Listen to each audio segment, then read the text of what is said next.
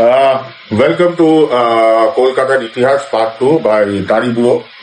ওকে, আচ্ছা, 21 নম্বর রজনী সেন রোড, এই রাস্তার ব্যাপারে কেউ জানে না বা এই ঠিকানার ব্যাপারে কোনো বাঙালি জানেন না এরকম বোধহয় নেই।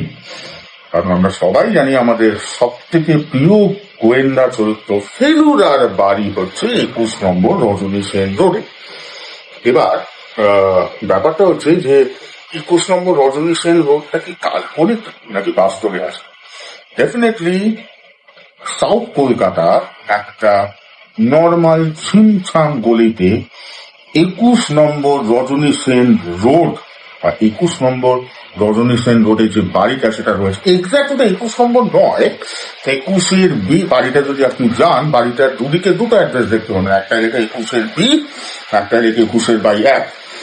নাও ব্যাপারটা হচ্ছে যে আপনারা যদি সত্যজিৎ রায়ের ব্যাপারে জেনে থাকেন বা সত্যজিৎ রায়ের বিভিন্ন গল্প পড়ে থাকেন, তো দেখবেন সত্যজিৎ রায়ের গল্পের ক্ষেত্রে বিভিন্ন জায়গাতে এই দক্ষিণ কলকাতার অনেক, উত্তর কলকাতার কিছু কিছু জায়গা এগুলো উঠে এসছে। ঠিক আছে, যেমন আপনি যদি একটু খেয়াল করে দেখেন, যেমন শিয়াল দেবতার রহস্যতে, শিয়াল দপ্তর রহস্যতে লাভলক প্লেস বলে একটি জায়গা রয়েছে। ঠিক আছে, যেখানে সত্যজিৎ রায় অ্যাকচুয়ালি একটা এডিটিং স্টুডিও ছিল যেখানে তিনি যেতেন। এবং আপনি যদি ইয়েটা দেখেন, ঠিক আছে, আপনি যদি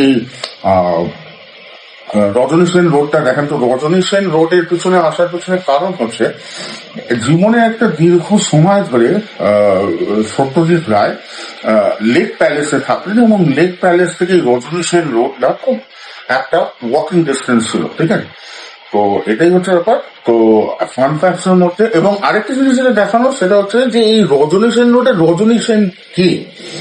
রজনী সেন হচ্ছে বেশ কয়েক যুগ আগে রজনী সেন হচ্ছে একজন কবি ছিলেন, দার্শনিক ছিলেন এবং খুব বড় একজন লেখক ছিলেন। ঠিক আছে, তো এরকম আরো অনেক ইন্টারেস্টিং ফান ফ্যাক্টস বা কলকাতার পুরনো ইতিহাস নিয়ে আমরা ফেরত আসবো।